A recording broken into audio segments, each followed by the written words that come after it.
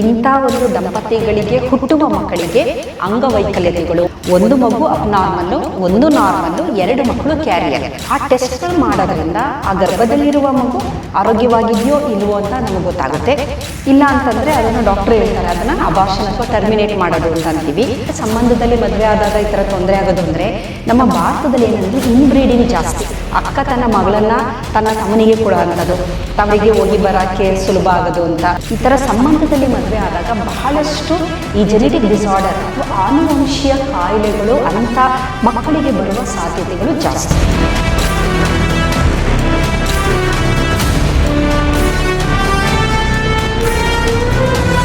ನಮಸ್ತೆ ವೀಕ್ಷಕರೇ, ನೀವು ನೋಡ್ತಾ ಇದ್ದೀರಾ ಪಬ್ಲಿಕ್ ಒನ್ ಮೀಡಿಯಾ. ನಾನು ನಿಮ್ಮ ಓಂ ಶಿವಚರಣ್. DNA ಆರೋಗ್ಯಕ್ಕೆ ಸಂಬಂಧಿಸಿದಂತಹ ಸರಣಿಗೆ ತಮ್ಮೆಲ್ಲರಿಗೂ ಮತ್ತೊಮ್ಮೆ ಸ್ವಾಗತ.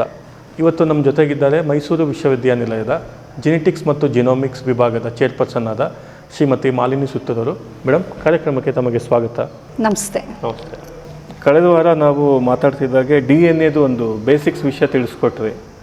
ಮುಂದುವರೆದು ಈಗ ಕೆಲವು ಕಡೆ ಒಂದು ನೆಗೆಟಿವ್ ಟಾಕ್ಸ್ ಇದೆ. ಈಗ ಸಂಬಂಧಗಳಲ್ಲಿ ಮದುವೆ ಆಗೋದ್ರ ಬಗ್ಗೆ ಮೊದಲು ಗೊತ್ತಿರ್ತಿಲ್ಲ, ಆಗ್ತಾಯಿದ್ವು. ಅಕ್ಕನ ಮಗಳನ್ನೇ ಮದುವೆ ಆಗ್ತಾಯಿದ್ವು, ಅಥವಾ ಅತ್ತೆ ಮಗಳು, ಸೋದರ ಮಾವನ ಮಗಳು, ಸೋದರ ಸಂಬಂಧದಲ್ಲಿ ಮದುವೆಗಳಾಗ್ತಿದ್ದು ಸಾಮಾನ್ಯ ಇತ್ತು. ಬಟ್ ಇತ್ತೀಚೆಗೆ ಏನಂತ ಅಂದರೆ ಆ ಥರ ಮದುವೆ ಆದರೆ ಹುಟ್ಟೋ ಮಕ್ಕಳಿಗೆ ಸಮಸ್ಯೆ ಆಗುತ್ತೆ ಅಂತ ಹೇಳ್ತಾರೆ. ಸೊ ಇದನ್ನು ನಾವು ವೈಜ್ಞಾನಿಕವಾಗಿ ಮತ್ತು ಈ DNA health point of view ಇಂದ ಹೇಗೆ ವಿಶ್ಲೇಷಣೆ ಮಾಡ್ಬೋದು? ಈಗ ಸಂಬಂಧದಲ್ಲಿ ಮದುವೆ ಆಗೋದು ಅಂತ ನಾವೇನು ಹೇಳ್ತೀವಿ, ಅದನ್ನು ನಾವು ಸೈಂಟಿಫಿಕ್ ಆಗಿ ನಮ್ಮ ಜೆನೆಟಿಕ್ಸ್ ಪಾಯಿಂಟ್ ಆಫ್ ವ್ಯೂ ಹೇಳೋದಾದರೆ ಕಾನ್ಸಾಗಿನಸ್ ಮ್ಯಾರೇಜ್ ಅಂತ ಕರಿತೀವಿ. ಕಾನ್ಸಾಗಿನಸ್ ಮ್ಯಾರೇಜ್ ಅಂದರೆ ಸಂಬಂಧದಲ್ಲಿ ಮದುವೆ ಆಗೋದು.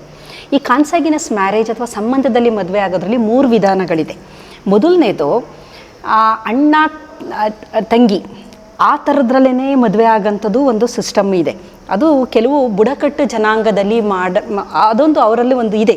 ಕೆಲವೊಂದು ಬುಡಕಟ್ಟು ಜನಾಂಗದಲ್ಲಿ ಒಡ ಹುಟ್ಟಿದವ್ರನ್ನೇ ಮದುವೆ ಆಗೋದು, ಅದನ್ನು ಫಸ್ಟ್ ಡಿಗ್ರಿ ಆಫ್ ಕನ್ಸಾಗಿನಿಟಿ ಅಂತ ಕರಿತೀವಿ. ಫಸ್ಟ್ ಡಿಗ್ರಿ ಅದು. ಆಮೇಲೆ ಕಸಿನ್ ಮ್ಯಾರೇಜ್ ಇದೆಯಲ್ಲ, ಅದು ಮುಸ್ಲಿಮ್ಸಲ್ಲಿ ಕಸಿನ್ ಮ್ಯಾರೇಜ್ ಆಗ್ಬೋದು, ಅಥವಾ ಹಿಂದೂಗಳಲ್ಲಿ ಸೋದರ ಮಾವನ ಮದುವೆ ಆಗೋದು, ಅದನ್ನು ನಾವು ಸೆಕೆಂಡ್ ಡಿಗ್ರಿ ಕನ್ಸಾಗಿನಿಟಿ ಅಂತ ಕರಿತೀವಿ. ಆಮೇಲೆ 3rd ಡಿಗ್ರಿ ಕನ್ಸಾಗಿನಿಟಿ ಅಂದರೆ ದೂರದ ರಿಲೇಷನ್ನೇ ತುಂಬ ಹತ್ತಿರದಲ್ಲ, ದೂರದ್ದು, ಅದನ್ನು 3rd ಡಿಗ್ರಿ ಕನ್ಸಾಗಿನಿಟಿ ಅಂತ, ಇದನ್ನು ಕಾನ್ಸಾಗಿನಸ್ ಮ್ಯಾರೇಜ್ ಅಂತ ಕರಿತೀವಿ. ಹಿಂದೆಲ್ಲ ನಮ್ಮ ಭಾರತ ದೇಶನ ನಾವು ನೋಡೋದಾದರೆ, ಮೊದಲೆಲ್ಲ ನೀವು ನೋಡಿ ನಿಮ್ಮ ಅಜ್ಜ ಅಜ್ಜಿ ಅವರ ಒಂದು ಜನರೇಷನಲ್ಲಿ ಬಹಳಷ್ಟು ಸಂಬಂಧದಲ್ಲೇ ಮದುವೆ ಆಗ್ತಾಯಿದ್ರು. ಅದಕ್ಕೆ ಕಾರಣಗಳು ಬೇಕಾದಷ್ಟಿತ್ತು. ಏನಂತಂದರೆ, ಒಂದು ತವರನ್ನು ಒಂದು ಸಂಬಂಧ ಬಿಟ್ಟೋಗಬಾರ್ದು ಅಂತೇಳಿ ಅಕ್ಕ ತನ್ನ ಮಗಳನ್ನು ತನ್ನ ತಮ್ಮನಿಗೆ ಕೊಡೋ ಅಂಥದ್ದು, ತವರಿಗೆ ಹೋಗಿ ಬರೋಕ್ಕೆ ಸುಲಭ ಆಗೋದು ಅಂತ. ಅದ್ರ ಜೊತೆಗೆ ಒಂದು ಫೈನಾನ್ಷಿಯಲ್ ಇದು ಅಂದಾಗ, ತಮ್ಮ ಒಳ್ಳೆಯ ಒಂದು ಕೆಲಸದಲ್ಲಿದ್ದಾನೆ ಅಂದಾಗ ಬೇರೆ ಕಡೆ ಯಾಕೆ ತನ್ನ ಮಗಳನ್ನು ಕೊಡೋದು, ತನ್ನ ತಮ್ಮ ಆರ್ಥಿಕವಾಗಿ ಚೆನ್ನಾಗಿದ್ದಾನೆ, ಹಾಗಾಗಿ ನನ್ನ ಮಗಳು ಚೆನ್ನಾಗಿರ್ತಾಳೆ ಅಂತೇಳಿ ಫೈನಾನ್ಷಿಯಲಿ ಅದೊಂದು ಸೋಷಿಯಲ್ಲು, ಆರ್ಥಿಕ, ಸಾಮಾಜಿಕ ಈ ಒಂದು ಚೌಕಟ್ಟಿನಲ್ಲಿ ಏನು ಮಾಡ್ತಾಯಿದ್ರು ಅಂದರೆ ಸಂಬಂಧದಲ್ಲೇ ಮದುವೆ ಮಾಡ್ಕೊತಾ ಇದ್ರು. ಆಸ್ತಿ ವಿಚಾರನೂ ಸಹ. ಈಗ ತವರಿನಲ್ಲಿ ತುಂಬ ರಿಚ್ ಇರ್ತಾರೆ, ಅದನ್ನು ಬೇರೆ ಯಾರೋ ಬರ್ತಾರೆ, ಹೊರಗಡೆಯಿಂದ ಬರ್ತಾರೆ ಅನ್ನೋದ್ರ ಬದಲು ನನ್ನ ಮಗಳೇನೆ ನನ್ನ ತವರಿನಲ್ಲಿ ಚೆನ್ನಾಗಿರ್ಬೋದಲ್ಲ, ಆಸ್ತಿ ಹಂಚಿಕೆ ಆಗದೆ ಇದ್ದಂಗೆ ಆಗುತ್ತೆ. ಇದೆಲ್ಲದನ್ನು ಅಂದರೆ ಆರ್ಥಿಕವಾಗಿ, ಸಾಮಾಜಿಕವಾಗಿ ಇದೆಲ್ಲ ದೃಷ್ಟಿಕೋನದಿಂದ ಏನು ಮಾಡ್ತಾಯಿದ್ರು. ಮತ್ತೇನೆಂದರೆ ಈ ವರದಕ್ಷಿಣೆ ಕೊಡೋದನ್ನು ತಪ್ಪುತ್ತೆ. ಸ್ವಂತ ತನ್ನ ತಮ್ಮನಿಗೆ ತನ್ನ ಮಗಳನ್ನು ಮದುವೆ ಮಾಡಿಕೊಡೋದ್ರಿಂದ ವರದಕ್ಷಿಣೆ ಕೊಡೋದೇ ಆಗಲಿ, ಮತ್ತು ಸಣ್ಣ ಪುಟ್ಟದ್ದೆಲ್ಲ ಇರುತ್ತಲ್ಲ, ಎಲ್ಲ ಒಂದು ಅಡ್ಜಸ್ಟ್ಮೆಂಟ್ ಅದು. ಹಾಗಾಗಿ ಇದು ಬಹಳ ಹೆಚ್ಚಾಗಿ ಅದು ಸೌತ್ ಇಂಡಿಯಾದಲ್ಲಂತೂ ತುಂಬ ಜಾಸ್ತಿನೇ ನಾವು ಈ ಕನ್ಸಾಗಿನಿಟಿ ಅಥವಾ ಸಂಬಂಧದಲ್ಲಿ ಮದುವೆ ಆಗೋದನ್ನು ನಾವು ನೋಡ್ತಾ ಇದ್ವು. ಆದರೆ ಈ ಥರ ಸಂಬಂಧದಲ್ಲಿ ಮದುವೆ ಆದಾಗ ಅಂಥವರಿಗೆ ಹುಟ್ಟುವ ಮಕ್ಕಳಲ್ಲಿ ಬುದ್ಧಿಮಾಂದ್ಯತೆ, ಅಂಗವೈಕಲ್ಯತೆಗಳು, ಅಥವಾ ಕಿವಿ ಕೇಳದೇ ಇರೋದು, ಮಾತಾಡೋಕ್ಕಾಗದೇ ಇರೋದು, ಕಣ್ಣು ಕಾಣದೇ ಇರೋದು, ಈ ಥರದ್ದು ಬೇಕಾದಷ್ಟು, ಮತ್ತು ಬೆಳವಣಿಗೆ ಸರಿಯಾಗಿರೋದಿಲ್ಲ, ಈ ಥರದ ನಾನಾ ರೀತಿಯ ತೊಂದರೆಗಳನ್ನು ನಾವು ನೋಡುವುದು ಸಾಮಾನ್ಯ. ಸಾಧ್ಯತೆ ಜಾಸ್ತಿ ಅಂದರೆ ಎಲ್ಲರಿಗೂ ಸಂಬಂಧದಲ್ಲಿ ಮದುವೆ ಆದವ್ರಿಗೆ ಎಲ್ಲರಿಗೂ ಈ ಥರ ಅಂಗವೈಕಲ್ಯತೆಯಿಂದ ಕೂಡಿದ ಮಕ್ಕಳು ಹುಟ್ಟುತ್ತೆ ಅಂತ ಹೇಳೋಕ್ಕಾಗಲ್ಲ. ಆದರೆ ಸಾಧ್ಯತೆ ಬೇರೆದಕ್ಕೆ ಹೋಲಿಸಿದ್ರೆ ಇಲ್ಲಿ ನಾವು ಜಾಸ್ತಿ ನೋಡಬಹುದು. ಮತ್ತು ಸ್ಲೋ ಲರ್ನರ್ಸ್ಗಳಾಗಿರ್ತಾರೆ ಅವರು, ತುಂಬ ಅಂದರೆ IQ ಸ್ವಲ್ಪ ಕಮ್ಮಿ ಇರುತ್ತೆ, ಕಲಿಕೆಯಲ್ಲಿ ಹಿಂದುಳಿಯೋದು, ಇಂಥದ್ದನ್ನೆಲ್ಲ ನಾವು ಸಾಮಾನ್ಯವಾಗಿ ನೋಡ್ಬೋದು. ಇದರ ಜೊತೆಯಲ್ಲಿ ಈ ಥರ ಸಂಬಂಧದಲ್ಲಿ ಮದುವೆ ಆದಾಗ ಬಹಳಷ್ಟು ಈ ಜೆನೆಟಿಕ್ ಡಿಸಾರ್ಡರ್ ಅಥವಾ ಆನುವಂಶೀಯ ಕಾಯಿಲೆಗಳು ಅಂಥ ಮಕ್ಕಳಿಗೆ ಬರುವ ಸಾಧ್ಯತೆಗಳು ಜಾಸ್ತಿ. ಕಾರಣ ಏನಂತಂದರೆ, ಈಗ ಈ ಆನುವಂಶೀಯ ಕಾಯಿಲೆಗಳು ಅಂತ ನಾನು ಹಿಂದಿನ ಎಪಿಸೋಡಲ್ಲಿ ನಿಮಗೆ ಹೇಳಿದ್ದೆ ಅಲ್ಲ, ಅಂದರೆ ಒಂದು ವಂಶ ಪಾರಂಪರ್ಯವಾಗಿ ಬರುವಂತಹ ಕಾಯಿಲೆಗಳು ಇದು. ಈಗ ಅಜ್ಜಿ ಅಥವಾ ತಾತನಿಗಿದ್ರೆ ಅದು ನೆಕ್ಸ್ಟ್ ಜನ್ರೇಷನ್ಗೆ ಬರುತ್ತೆ, ಅಲ್ಲಿಂದ ಮುಂದಿನ ಒಂದು ತಲೆಮಾರಿಗೆ ವರ್ಗಾವಣೆಯಾಗುವಂತಹ ಕಾಯಿಲೆಗಳನ್ನು ನಾವು ಆನುವಂಶೀಯ ಕಾಯಿಲೆಗಳು ಅಂತೀವಿ. ಇಲ್ಲಿ DNA ಒಂದು ಬದಲಾವಣೆ ಆಗಿದೆ, ಹಾಗಾಗಿ ಆ ಒಂದು ಮಗುವಿಗೆ ಕಾಯಿಲೆ ಬರ್ತಾ ಇದೆ. ಇದು ಸಂಬಂಧದಲ್ಲಿ ಮದುವೆ ಆದಾಗ ಯಾಕೆ ಬರುತ್ತೆ ಅಂತ ನಾವು ನೋಡೋದಾರೆ, ಈ ಆನುವಂಶೀಯ ಕಾಯಿಲೆ ಅದರಲ್ಲೂ ಮುಖ್ಯವಾಗಿ ಬೇಕಾದಷ್ಟು ಇದೆ.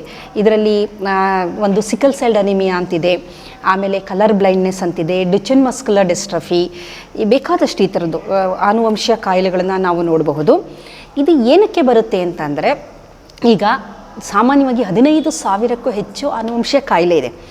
ಆದರೂ ನಮ್ಮ ಸಮಾಜದಲ್ಲಿ ನಮಗೆ ಕಾಣಕ್ಕೆ ಸಿಕ್ಕಂಥದ್ದು ಕೆಲವು ಮಾತ್ರ. ಈಗ ನಾವು ನೋಡೋದಾದರೆ ಅವರಿಗೆ ಕಾಯಿಲೆ ಇದೆ ಅಂತ ಗುರುತಿಸೋಕ್ಕಾಗೋದು ಕೆಲವ್ರಿಗೆ ಮಾತ್ರ.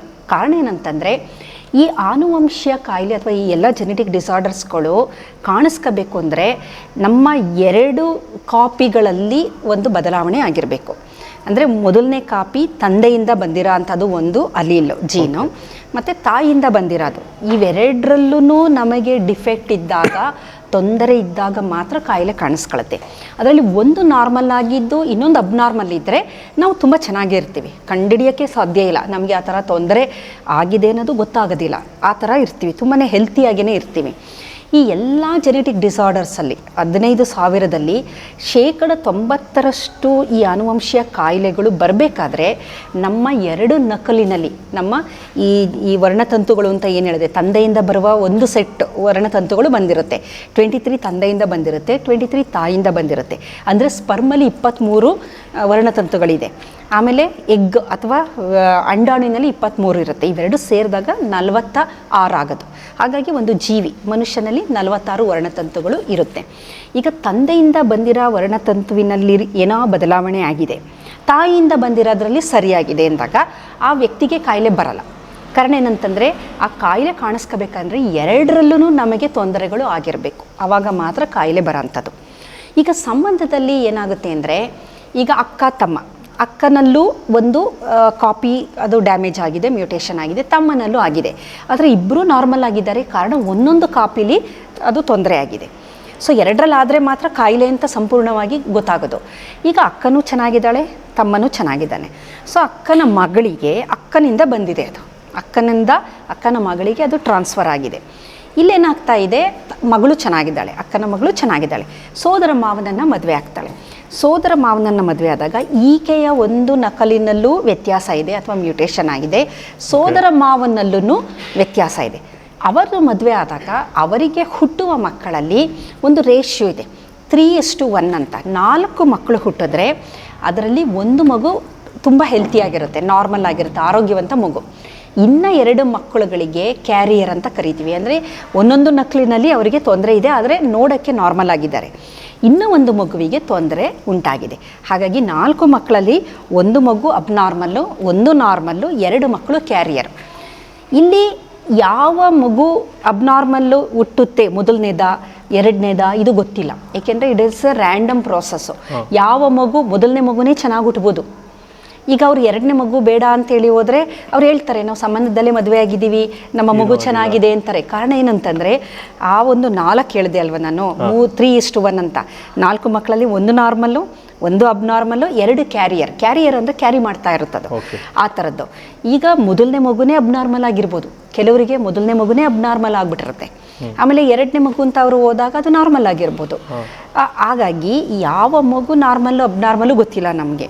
ಆದರೆ ಚಾನ್ಸ್ ಇದೆಯಲ್ಲ, ಸೋದರ ಮಾವನನ್ನು ಮದುವೆ ಆದಾಗ ಅಥವಾ ಕಸಿನ್ ಮ್ಯಾರೇಜ್, ಈಗ ಮುಸ್ಲಿಮರಲ್ಲಿ ಕಸಿನ್ನ ಮ್ಯಾರೇಜ್ ಆಗುತ್ತೆ, ಅಥವಾ ನಮ್ಮ ಹಿಂದೂಗಳಲ್ಲಿ ಸೋದರ ಮಾವನನ್ನು, ಚಾನ್ಸು ತುಂಬ ಜಾಸ್ತಿ ಇರುತ್ತೆ. ಬೇರೆಯವರಿಗೆ ಹೋಲಿಸಿದ್ರೆ ಇಂಥ ಒಂದು ದಂಪತಿಗಳಿಗೆ ಹುಟ್ಟುವ ಮಕ್ಕಳಿಗೆ ಅಂಗವೈಕಲ್ಯತೆಗಳು, ಬುದ್ಧಿಮಾಂದ್ಯತೆ ಬರುವ ಸಾಧ್ಯತೆ ಜಾಸ್ತಿ. ಹಾಗಾಗಿ ರಿಸ್ಕ್ ತಗೋಬಾರ್ದು ಅಂತ ನಾವು ಹೇಳ್ತೀವಿ. ಸೊ ಇಲ್ಲಿ ಸಂಬಂಧದಲ್ಲಿ ಮದುವೆ ಆದಾಗ ರಿಸ್ಕ್ ಜಾಸ್ತಿ, ಆ ಥರ ಮಕ್ಕಳು ಹುಟ್ಟುವ ಸಾಧ್ಯತೆಗಳನ್ನ ನಾವು ತುಂಬ ಜಾಸ್ತಿ ಒಂದು ಇರೋದ್ರಿಂದ ಸಂಬಂಧದಲ್ಲಿ ಮದುವೆ ಆಗೋದನ್ನು ನಾವು ನಿಲ್ಲಿಸಿದ್ರೆ ಆರೋಗ್ಯವಂತ ಮಕ್ಕಳು ಹುಟ್ಟುತ್ತೆ ಅಂತ. ಈಗ ಬೇರೆ ಕಡೆ ಮದುವೆ ಆದಾಗ ಯಾವ ರೀತಿ ಅಂತಂದರೆ, ಈಗ ಅಕ್ಕನ ಮಗಳಿನಲ್ಲಿ ಒಂದು ಮ್ಯೂಟೇಷನ್ ಆಗಿದೆ, ಈಗ ಬೇರೆ ಎಲ್ಲೋ ಹುಡುಗ ಬೇರೆಯವನು, ಅವನನ್ನು ಮದುವೆ ಆದಾಗ ಅವನಿಗೆ ಏನು ಮ್ಯೂಟೇಷನ್ ಇರೋದಿಲ್ಲ. ಸೊ ಅವರಿಬ್ಬರು ಮದುವೆ ಆದಾಗ ಈಗ ಮಕ್ಕಳು ಹುಟ್ಟಿದಾಗ ಅವರು ಕ್ಯಾರಿಯರ್ ಆಗಿರ್ತಾರೆ, ಆದರೆ ಅವರಿಗೆ ಕಾಯಿಲೆ ಬರೋದಿಲ್ಲ. ಹಾಗಾಗಿ ಕಾಯಿಲೆ ಬರುವ ಸಾಧ್ಯತೆ ತುಂಬ ಕಮ್ಮಿ ಇರೋದರಿಂದ ಸಂಬಂಧದಲ್ಲಿ ನಾವು ಮದುವೆ ಆಗಬಾರ್ದು ಅಂತಾರೆ. ಕೆಲವೊಮ್ಮೆ ಕೆಲವೊಂದು ಸಂದರ್ಭದಲ್ಲಿ ಆಗ್ಬಿಟ್ಟಿರ್ತಾರೆ ಅಥವಾ ಆಗಲೇಬೇಕಾದಂತಹ ಸಂದರ್ಭಗಳು ಬಂದಿರ್ಬೋದು. ಏನೋ ಒಂದು ಒತ್ತಡ ಇರ್ಬೋದು, ಏನೋ ಒಂದಿರ್ಬೋದು, ಆಗಲೇಬೇಕು ಅಂತ ಅಂದಾಗ ಅದಕ್ಕೂ ಬೇಕಾದಷ್ಟು ಟೆಸ್ಟ್ಗಳಿದೆ. ಅವರು ಈಗ ಸಂಬಂಧದಲ್ಲಿ ಮದುವೆ ಆಗಿದ್ದೀವಿ, ಇನ್ನೂ ಮಕ್ಕಳಾಗಿಲ್ಲ, ಅವರಿಗೆ ಒಂದು ಭಯ ಇದೆ, ನಮಗೆ ಹುಟ್ಟುವ ಮಗು ನಾರ್ಮಲ್ ಆಗಿದೆಯಾ, ಅದು ಅಬ್ನಾರ್ಮಲ್ ಆಗಿರುತ್ತಾ ಅಂತ. ಆಗ ಬೇಕಾದಷ್ಟು ಪರೀಕ್ಷೆಗಳಿದೆ, ಅದು ಜೆನೆಟಿಕ್ ಟೆಸ್ಟ್ಸ್ ಅಂತ ನಾವು ಕರಿತೀವಿ. ಆ ಟೆಸ್ಟ್ಗಳು ಮಾಡೋದ್ರಿಂದ ಆ ಗರ್ಭದಲ್ಲಿರುವ ಮಗು ಆರೋಗ್ಯವಾಗಿದೆಯೋ ಇಲ್ವೋ ಅಂತ ನಮಗೆ ಗೊತ್ತಾಗುತ್ತೆ. ಆರೋಗ್ಯವಾಗಿದ್ದರೆ ಮಗುನ ಉಳಿಸ್ಕೋಬೋದು, ಇಲ್ಲ ಅಂತಂದರೆ ಅದನ್ನು ಡಾಕ್ಟ್ರ್ ಹೇಳ್ತಾರೆ, ಅದನ್ನು ಅಬಾರ್ಷನ್ ಅಥವಾ ಟರ್ಮಿನೇಟ್ ಮಾಡೋದು ಅಂತ ಅಂತೀವಿ. ಟರ್ಮಿನೇಟ್ ಮಾಡಿ ಮುಂದಿನ ಪ್ರೆಗ್ನೆನ್ಸಿ ಆದಾಗ ಅವಾಗಲೂ ಚೆಕ್ ಮಾಡ್ಬೋದು, ಮಗು ನಾರ್ಮಲ್ ಆಗಿದ್ದರೆ ಉಳಿಸ್ಕೋಬೋದು, ಇಲ್ಲ ಅಂದರೆ ಟರ್ಮಿನೇಟ್ ಮಾಡ್ಬೋದು. ಹಾಗಾಗಿ ಹುಟ್ಟಕ್ಕೆ ಮೊದಲೇ, ಮಗು ಜನಿಸೋಕ್ಕೆ ಮೊದಲೇ ಮಗುವಿನ ಆರೋಗ್ಯವನ್ನು ನಾವು ಹಲವಾರು ಪರೀಕ್ಷೆಗಳ ಮುಖಾಂತರ ತಿಳ್ಕೊಬಹುದು. ಅಂದರೆ ಮ್ಯಾಮ್, ಈಗ ನೀವು ಹೇಳಿದಾಗೆ ಒಂದು ಮಗುನ ತೆಗೆದು ಹಾಕ್ತಾರೆ, ಅದು ಮಗು ನಾರ್ಮಲ್ ಇಲ್ಲ ಅಂತ. ಸೊ ಪ್ರತಿ ಸಲ ಈ ಥರ ಆದಾಗಲೂ ಆ ಚಾನ್ಸಸ್ ಕಮ್ಮಿ ಆಗ್ತಾ ಹೋಗುತ್ತಾ? ಚಾನ್ಸ್ ಏನು ಕಮ್ಮಿ ಇಲ್ಲ, ಆದರೆ ಮಗು ನಾರ್ಮಲ್ಲ ಅಬ್ನಾರ್ಮಲ್ ಅಂತ ನಾವು ಪರೀಕ್ಷೆ ಮಾಡಿ ನೋಡ್ಕೊಂಡು ನಾರ್ಮಲ್ ಇದ್ದರೆ ಉಳಿಸ್ಕೋಬೋದು. ಈಗ ಕೆಲವು ಸಲ 2-3 ಪ್ರೆಗ್ನೆನ್ಸಿಗಳಲ್ಲೂ ಅಬಾರ್ಷನ್ ಆಗುತ್ತೆ, ಅಂದರೆ ಮಗು ಚೆನ್ನಾಗಿಲ್ಲ ಅಂದಾಗ ಅಬಾರ್ಟ್ ಆಗಿರುತ್ತೆ. ಆಗ ಚಾನ್ಸ್ ಫ್ಯಾಕ್ಟರ್ ಅದು, 4ನೇ ಚೆನ್ನಾಗಿರ್ಬೋದು ಅಥವಾ 2ನೇದೇ ಚೆನ್ನಾಗಿರ್ಬೋದು, 3ನೇದೇ ಚೆನ್ನಾಗಿರ್ಬೋದು, ಗೊತ್ತಿಲ್ಲ.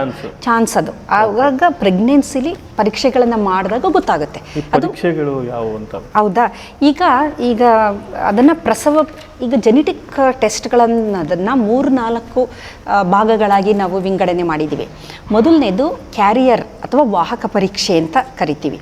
2ನೇದು ಪ್ರೀನೇಟಲ್ ಡಯಾಗ್ನೋಸಿಸ್, ಅಂದರೆ ಮಗು ಗರ್ಭದಲ್ಲಿದ್ದಾಗ ಅದನ್ನು ಪರೀಕ್ಷೆ ಮಾಡೋದು, ನಾರ್ಮಲ್ ಆಗಿದೆಯಾ ಅಬ್ನಾರ್ಮಲ್ ಆಗಿದೆಯಾ ಅಂತ.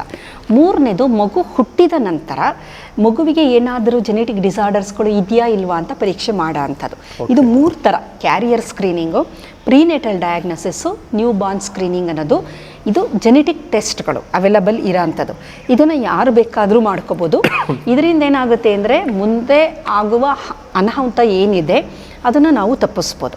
ಅಬ್ನಾರ್ಮಲ್ ಮಗು ಹುಟ್ಟ ಅಂಥದ್ದು ಅಥವಾ ಮಗು ಹುಟ್ಟಿದಾಗ ಏನೋ ಒಂದು ತೊಂದರೆ ಇರುತ್ತೆ, ಆ ತೊಂದರೆ ಜಾಸ್ತಿ ಆಗದೇ ಇದ್ದಂಗೆ, ಈಗ ಮೆಂಟಲ್ ರಿಟಾರ್ಡೇಷನ್ನು ಮಗುಗೆ ಆಗದೇ ಇದ್ದಾಗೆ ತಡೆಗಟ್ಟೋದಕ್ಕೆ ಕೆಲವೊಂದು ವಿಧಾನಗಳನ್ನು ನಾವು ಅನುಸರಿಸೋದ್ರಿಂದ ಮಗುಗೇನೋ ತೊಂದರೆ ಇದೆ, ಬಟ್ ಅದರಿಂದ ಆ ತೊಂದರೆಯಿಂದ ಅದರ ಜೀವನದಲ್ಲಿ ಅದಕ್ಕೆ ಬೇರೆ ತುಂಬ ದೊಡ್ಡ ಪ್ರಮಾಣದಲ್ಲಿ ಏನೋ ಒಂದು ತೊಂದರೆ ಆಗಬಾರ್ದು ಅನ್ನೋದನ್ನು ನಾವು ತಡೆಗಟ್ಬೋದು. ಈಗ ಕ್ಯಾರಿಯರ್ ಸ್ಕ್ರೀನಿಂಗ್ ಅಂದರೆ ವಾಹಕ ಪರೀಕ್ಷೆ ಅಂತ. ಈಗ ನಾನು ಅಕ್ಕ ತಮ್ಮಂದು ಹೇಳಿದೆ, ಆ ಒಂದು ಫ್ಯಾಮಿಲಿಲಿ ಇದು ಏನಾಗುತ್ತೆ ಅಂದರೆ, ಯಾಕೆ ಸಂಬಂಧದಲ್ಲಿ ಮದುವೆ ಆದಾಗ ಈ ಥರ ತೊಂದರೆ ಆಗೋದು ಅಂದರೆ, ನಮ್ಮ ಭಾರತದಲ್ಲಿ ಏನಂದರೆ ಇನ್ಬ್ರೀಡಿಂಗ್ ಜಾಸ್ತಿ. ಅಂದರೆ ನಮ್ಮಲ್ಲಿ ಕಾಸ್ಟ್ ಇದೆ, ಜಾತಿ ಇದೆ, ಅದರಲ್ಲೇ ಪಂಗಡಗಳಿದೆ. ಆಮೇಲೆ ಮದುವೆ ಆಗಬೇಕಾದ್ರೂ ಅದೇ ಪಂಗಡದಲ್ಲಿ ಆಗ್ತಾರೆ, ಒಳ ಪಂಗಡದಲ್ಲೇ ಆಗ್ತಾರೆ, ಆಮೇಲೆ ಅದೇ ಜಾತಿಲೇ ಆಗ್ತಾರೆ, ಬೇರೆದನ್ನು ಆಗೋದಿಲ್ಲ. ಸೊ ಯಾವುದಾದ್ರೂ ಕಾಯಿಲೆಗಳಿತ್ತು ಅಂದರೆ ಅದು ಆ ಒಂದು ಜಾತಿಲೇ ಇರುತ್ತದು. ಎಲ್ಲರಲ್ಲೂ ಒಂದೊಂದು ಮ್ಯೂಟೇಷನ್ ಇರೋದ್ರಿಂದ, ಒಂದೊಂದು ಕಾಪಿ ಇರೋದ್ರಿಂದ ನೋಡೋಕ್ಕೆ ನಾರ್ಮಲ್ ಇರ್ತಾರೆ, ಆದರೆ ಆ ಒಂದು ಮ್ಯೂಟೇಷನ್ ಅವರಲ್ಲಿ ಇರುತ್ತೆ. ಅದರಲ್ಲಿ ಜಾತಿಲೇ ಅಲ್ಲಲ್ಲೇ, ಈಗ ಸಂಬಂಧದಲ್ಲೇ ಹತ್ತತ್ರ ಸಂಬಂಧದಲ್ಲೇ ಮದುವೆ ಆದಾಗ ಏನಾಗುತ್ತೆ ಅಂದರೆ ಒಂದೊಂದು ಕಾಪಿ ಇರುತ್ತಲ್ಲ, ಮದುವೆ ಆದಾಗ ಅವರು ಮಕ್ಕಳಲ್ಲಿ 2 ಕಾಪಿಯಿಂದಲೂ ನಮಗೆ ಮ್ಯೂಟೇಷನ್ನು ಸಿಕ್ಕುತ್ತೆ. ಹಾಗಾಗಿ ಅದಕ್ಕೋಸ್ಕರನೇ ನಮ್ಮ ಭಾರತದಲ್ಲಿ ಈ ಥರದ ಒಂದು ಸಮಸ್ಯೆನ ನಾವು ನೋಡೋ ಅಂಥದ್ದು, ಸಂಬಂಧದಲ್ಲಿ ಮದುವೆ ಆಗೋದು. ಬಿಕಾಸ್ ಏನಂದರೆ ಅದೇ ಕಾಸ್ಟು, ಅದೇ ಕಮ್ಯುನಿಟಿ ಅಲ್ಲೇ ಆಗೋದ್ರಿಂದ, ನೀವು ಹೊರಗಡೆ ಆದರೆ ಈ ಥರದನ್ನು ನಾವು ತಪ್ಪಿಸ್ಬೋದು. ಬೇರೆ ಅಂದರೆ ಈ ಪಂಗಡಗಳಿರುತ್ತಲ್ಲ, ಒಳ ಪಂಗಡ, ಅಲ್ಲಿಂದ ನೀವು ಬೇರೆ ಪಂಗಡಕ್ಕಾದರೆ ಅಥವಾ ಕಾಸ್ಟ್ ಬೇರೆ ಆದರೆ ಈ ಥರದ್ದನ್ನು ನಾವು ತಪ್ಪಿಸ್ಬೋದು. ಅಂದರೆ ಸಂಬಂಧ ಅಲ್ಲದೆ ಇರೋ ಅಂಥದ್ದು, ಅದು ಸಂಬಂಧ, ಈ ಮದುವೆ ಆಗ್ತಾರಲ್ಲ ಅದು ಹತ್ತಿರದ ಸಂಬಂಧ ಅಲ್ಲದೆ ಇರೋ ಅಂಥದ್ದನ್ನು, ಯಾವುದೋ ದೂರದ್ದಾದರೆ ಏನೂ ತೊಂದರೆ ಇಲ್ಲ, ಬಟ್ ಹತ್ತತ್ರ ಸಂಬಂಧದಲ್ಲಿ ಆದಾಗ ನಮಗೆ ತೊಂದರೆ ಆಗುತ್ತೆ.